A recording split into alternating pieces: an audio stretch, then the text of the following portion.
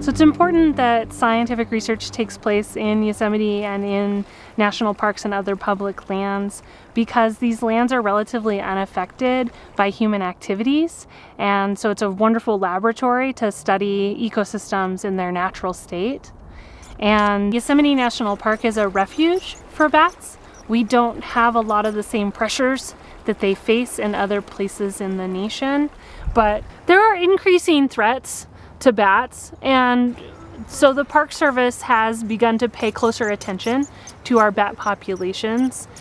One of the foremost threats is white nose syndrome that has killed just millions of bats in the eastern United States, because the way that white nose syndrome works is that bats are disturbed when they're in torpor in the winter, and they have to keep basically waking up to groom because this fungus is bothering them in their soft tissues.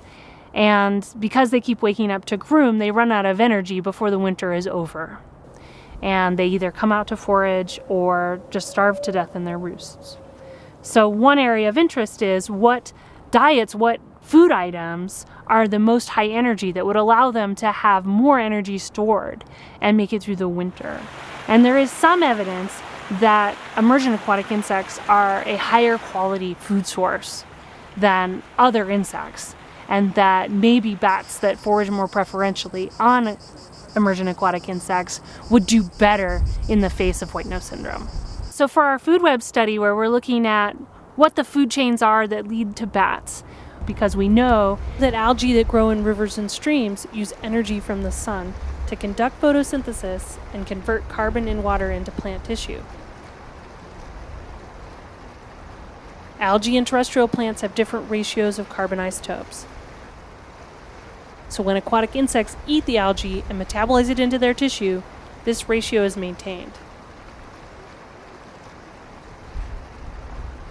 Bats love to eat insects, so we want to know how much of the carbon in these bats was originally photosynthesized by algae, because that gives us an idea of how much bats depend on aquatic systems.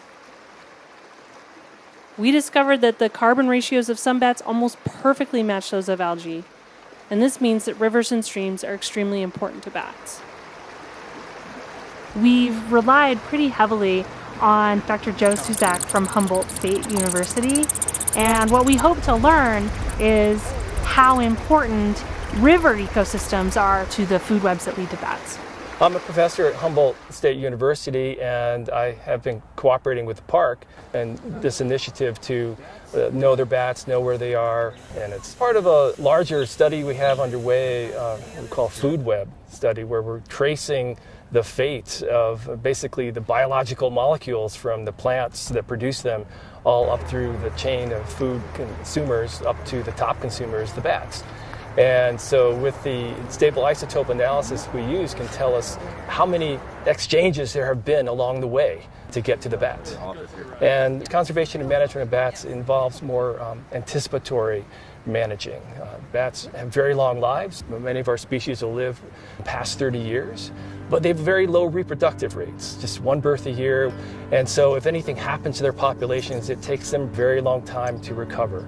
So we have to try to anticipate problems with them so that we can prevent them. This recent threat to the bats with white nose has actually engendered a lot of interagency cooperation with the U.S. Fish and Wildlife Service, the Park Service here, Forest Service, California Department of Fish and Wildlife. We're all united in trying to approach this threat to bats. And there's been great cooperation among the people involved in this, and sharing of information, trying to find a single unified approach to dealing with this threat.